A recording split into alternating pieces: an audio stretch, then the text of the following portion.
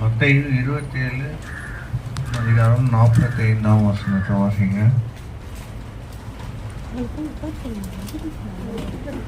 மத்தேயு 27:45 வாசிங்க. 6 மணி நேரம் முதல் 9 மணி நேரம் வரைக்கும் பூமி எங்கும் அந்தகாரம் உண்டாயிற்று.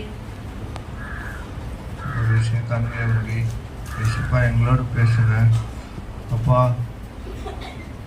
நீர் அப்பா எங்களுக்காக பாடுபட்ட நாளை அப்பா நாங்கள் நினைவு கூர்ந்தப்பா அதை தியானிக்க அப்பா நாங்கள் உங்களுடைய அன்பை ருசி பார்க்க அப்பா உமக்கு பிரியமான ஒரு வாழ்க்கை வாழ அப்பா எங்களை அர்ப்பணிக்கிற ராஜா உங்களுடைய பரலோகத்தின் மன்னாவை அனுப்பி அப்பா எங்களை உயிர்ப்பீங்க. அப்பா உமக்கு ஏற்றவர்களாய் அப்பா நாங்கள் மாற அப்பா உங்களுடைய நோக்கத்தை நிறைவேற்றவர்களாய் அப்பா எங்களுக்கு என்று முன்குறித்தவைகளை அப்பா நாங்கள் நிறைவேற்றுகிறவர்களாய் மாற எங்களுக்கு உதவிச்சிங்க. இயேசு கிறிஸ்துவின் ஜெபம் கேட்க நல்ல பிதாவே, இந்த வாய்ப்பை கொடுத்து தேவாதி தேவனுக்கு முதலாவது நன்றி செலுத்துகிறேன். மற்றும் பிரபுதாஸ் மிஸ்ரி ஐயா உங்கள் அனைவருக்கும் ஆண்டவராகிய இயேசு கிறிஸ்துவின் மூலமாய் நன்றி செலுத்துகிறேன். என் தேவனே ஏன் என்னை கைவிட்டீர்? இயேசுப்பா இதை சிலுவையில் சொன்னாங்க.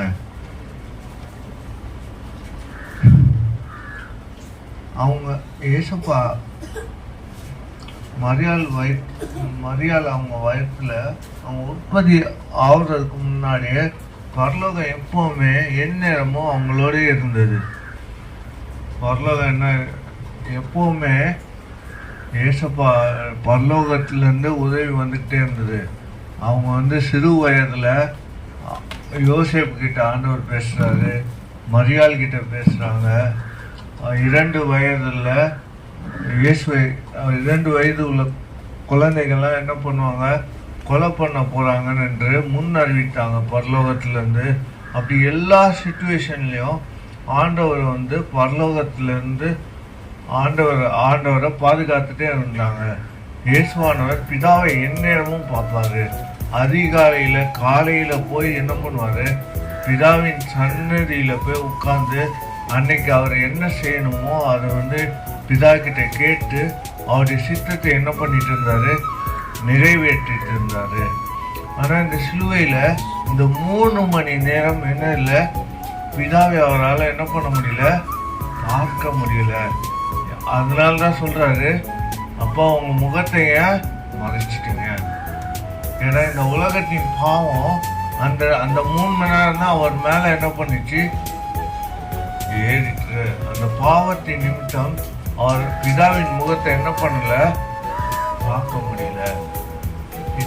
இத்தகைய பாடு எதற்காக? ஒரே ஒரு ஓமையை சொல்றாரு. அந்த ஓமையை இதோட நான் கனெக்ட் பண்ணி முடிக்க விரும்புகிறேன். மத்தேயு 21ஆம் அதிகாரம் 33வது வசனத்தை வாசிங்க. வேறொரு ஊமையை கேளுங்கள். வீட்டு எஜமானாகிய ஒரு மனுஷன் இருந்தான். அவன் ஒரு திராட்சை தோட்டத்தை உண்டாக்கி அதை சுற்றிலும் வேலி அடைத்து அது ஒரு ஆலையில் நாட்டி கோபுரத்தையும் கட்டி தோட்டக்காரருக்கு அதை குத்தகையாக விட்டு உர தேசத்துக்கு போயிருந்தான். இங்க ஒரு அடுத்த வருஷம் வாசிங்க. கனிக்காலம் சமீபித்த போது அதன் கனிகளை வாங்கி கொள்ளும்படி தன் ஊழியக்காரனை தோட்டக்காரத்தில் அனுப்பினான். வாசிங்க. தோட்டக்காரர் அந்த ஊழியக்காரரை பிடித்து ஒருவனை அடித்து ஒருவனை கொலை செய்து ஒருவனை என்ன பண்றாங்களா, கல் எறிந்து கொல்றாங்க. இங்க ஒரு மனுஷன் கிட்ட ஆண்டவர் என்ன பண்றாரு, அவருடைய தோட்டத்தை என்ன பண்றாரு, லீஸுக்கு கொடுக்குறாரு. நீ என்ன பண்ணு பார்த்துக்கோ. அந்த தோட்டத்தில் உள்ள கனியை என்ன பண்றாங்க, போய் கேட்குறாங்க. அந்த கனி கேட்கும்போது அந்த மனுஷன் ஊழியக்காரன் என்ன பண்றாரு, அந்த தோட்டத்தில் லீஸ் இருக்கவரு அடிச்சு என்ன பண்ணிடுறாரு, கொலை பண்ணிடுறாரு. இதே மாதிரி அடுத்த ஆள் அனுப்புறாங்க, எல்லாத்தையும் என்ன பண்றாங்க, கொலை பண்ணிடுறாங்க. கடைசியா 40வது வருஷம் வாசிங்க. அப்படி இருக்க திராட்சை தோட்டத்தின் எஜமான் வரும்பொழுது அந்த 39ஆம் வசனத்தை வாசிங்க. 38 தோட்டக்காரர் குமாரனை கண்டபொழுது இவன் சுதந்திரவாளி, இவனை கொன்று இவன் சுதந்திரத்தை கட்டிக்கொள்வோம் வாருங்கள் என்று ஒருவரோடு ஒருவர் சொல்லிக்கொண்டு அவனை பிடித்து திராட்சை தோட்டத்திற்கு புறம்பே தள்ளி கொலை செய்தார்கள். அப்படி இருக்க திராட்சை தோட்டத்தின் எஜமான் வரும்பொழுது அந்த தோட்டக்காரரை என்ன செய்வான் என்று கேட்டார். இது என்ன காரியம்? இங்க இந்த திராட்சை தோட்டம் என்னது, இஸ்ரவேல் ஜனங்கள். இஸ்ரவேல் ஜனங்களை என்ன பண்றாரு, அங்க வைக்கிறாரு. அந்த ஜனங்க கிட்ட ஆண்டவர் என்ன எதிர்பார்க்கிறாரு, நன்மை எதிர்பார்க்கிறாரு, கனிகளை எதிர்பார்க்கிறாரு. ஆனா அந்த ஜனங்க என்ன பண்ணல, ஆண்டவருக்கு பிரியமான காரியங்கள்ல செய்யல. அவங்கள என்ன பண்றாரு, எகிப்துல இருந்து இஸ்ரவேல் ஜனங்களை எகிப்துல இருந்து இஸ்ரவேலு கூட்டிட்டு வந்து அங்க வாழ வைக்கிறாரு. அங்க வாழ வைக்கிற ஜனங்க என்ன பண்ணல, ஆண்டவருக்கு பிரியமான காரியங்களை செய்யல. அந்நிய தேவர்களை என்ன பண்றாங்க, நாடி ஓடி போறாங்க. அவங்க ஒரு வாட்டியும் போகும்போது என்ன பண்றாரு, அவருடைய ஊழியக்காரங்கள் எல்லாம் என்ன பண்றாரு, அனுப்புறாரு. தீர்க்கதரிசிகள் எல்லாம் என்ன பண்றாரு, அனுப்புறாரு. அனுப்பும்போது அவங்க என்ன பண்றாங்க, வர ஒரு உபதேசத்தையும் என்ன பண்ணல, அவங்க கேட்கல. லாஸ்ட்ல தன் சொந்த குமாரன் ஆகிய இயேசு கிறிஸ்துவ அனுப்புறாரு. அவரை என்ன பண்றாங்க, அவங்க இஸ்ரவேலுக்கு வெளியே கொண்டு போய் என்ன பண்றாங்க, கொலை பண்ணிடுறாங்க. அப்படி இருக்க ஆண்டவர் இப்ப என்ன பண்றாரு, ஆண்டவரே வந்து அந்த தோட்டக்காரனை என்ன பண்றாரு, மாத்தி புறஜாதியார்கிட்ட கொடுக்குறாரு. இப்ப உங்களையும் நம்மளையும் ஆண்டவர் என்ன பண்ணிருக்காரு, தெரிந்து கொண்டாரு. அவருடைய ரத்தத்தினால தெரிந்து கொண்டாரு. உங்களையும் என்னையும் மீட்டு கொண்டாரு. நாம இன்னைக்கு எப்படி வாழ்றோம், இந்த இஸ்ரவேல் ஜனங்களை மாதிரி வாழ்ந்துட்டு இருக்கோமா? சற்று யோசிப்போம். அந்த வசனம் வாசிங்க, அடுத்த வசனம். அதற்கு அவர்கள் அந்த கொடியோரை கொடுமையாய் அழித்து ஏற்ற காலங்களில் தனக்கு கனிகளை கொடுக்கத்தக்க வேறே தோட்டக்காரரிடத்தில் திராட்சை தோட்டத்தை குத்தகையாய் கொடுப்பான் என்றார்கள். ஆமென்.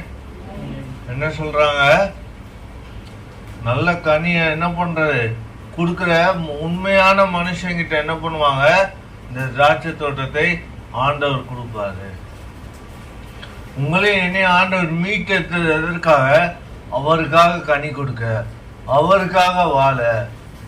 நாம அவருக்காக என்ன பண்ணணும், கலாத்தியர் 6ஆம் அதிகாரத்துல அவங்க சொல்றாங்க, பவுல் என்ன சொல்றாரு, ஆவியின் கனிகளை கொடுக்க சொல்றாரு.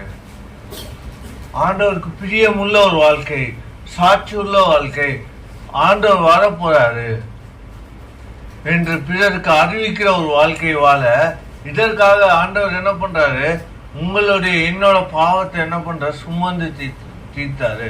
பிதாவின் முகத்தை என்ன பண்றாங்க, அங்க பார்க்க முடியல, அங்க புலம்புறாரு வேதனையில, பிதாவே ஏன் என்னை கைவிட்டீர். எதற்காக, உங்ககிட்டயும் என்கிட்டயும் நல்ல கனிகளை ஆண்டவர் எதிர்பார்க்கிறாரு, நற்குணங்களை எதிர்பார்க்கிறாரு. ஒரு விஷயம் இன்று தீர்மானிப்போம், ஆண்டவரே உமக்கு பிரியமுள்ள ஒரு வாழ்க்கை வாழ எங்களை மாற்றுங்க ராஜா. அப்பா, உமக்கு பிரியமுள்ள ஒரு வாழ்க்கை வாழ. அவர் வரும் பொழுது இவங்க 1 யோவான் 3ஆம் அதிகாரம் 3வது வசனத்தை வாசிங்க. 1 யோவான் அவர் மேல் இப்படிப்பட்ட நம்பிக்கை வைத்திருக்கிறவன் எவனோ. 2வது வசனம் வாசிங்க. பிரியமானவர்களே இப்பொழுது தேவனுடைய பிள்ளைகளாய் இருக்கிறோம். இனி எவ்விதமாய் இருப்போம் என்று இன்னும் வெளிப்படவில்லை. ஆகிலும் அவர் வெளிப்படும் பொழுது அவர் இருக்கிற வண்ணமாகவே நாம் அவரை தரிசிப்பதினால் அவருக்கு ஒப்பாய் இருப்போம் என்று அறிந்திருக்கிறோம். அவர் வரும் பொழுது எப்படி இருக்கணுமா? அவரை மாதிரி இருக்கணுமா? சீக்கிரமா வருவேன்னு சொல்லிட்டு போயிருக்காரு. அவர் வரும் பொழுது அவரை மாதிரி நம்ம என்ன பண்ணிருக்கணும்? ஆயத்தமா இருக்கணும். அப்போ அவர் வரும் பொழுது ரகசிய வருகையில் என்ன பண்ணுவாரு? நம்மளை கூட்டிட்டு போவாரு. ஆண்டவரே, உமக்கு பிரியமுள்ள ஒரு வாழ்க்கை வாழ எங்க வாழ்க்கையை மாற்றுங்க ராஜா என்று கேட்போமா? ஒரு விஷயம், கண்களை மூடி. ஆவியானவரே, அன்பின் ஆவியானவரே, இப்போ வாரும், இறங்கி வாரும் எங்கள் மத்தியிலே. இப்போ வாரும், இறங்கி வாரும் எங்கள் மத்தியிலே. எங்க மத்தியில இறங்கி வாங்க அப்பா. நாங்கள் உமக்கு பிரியமுள்ள ஒரு வாழ்க்கை வாழ, அப்பா உமக்கு கனி கொடுக்கிற வாழ்க்கை வாழ, நீங்க வரும்போது உண்மை போல நாங்கள் மாற, உமக்கு ஆயத்தமாய் அப்பா நாங்கள் ஆயத்தப்படுத்த, பிறரை ஆயத்தப்படுத்த எங்களை அர்ப்பணிக்கிறோம் ராஜா. ஒரு விஷயம், எங்களை ஏற்றுக்கொள்ளுங்க. இயேசு கிறிஸ்துவின் ஜெபம் கேட்க நல்ல பிதாவே, ஆமென்.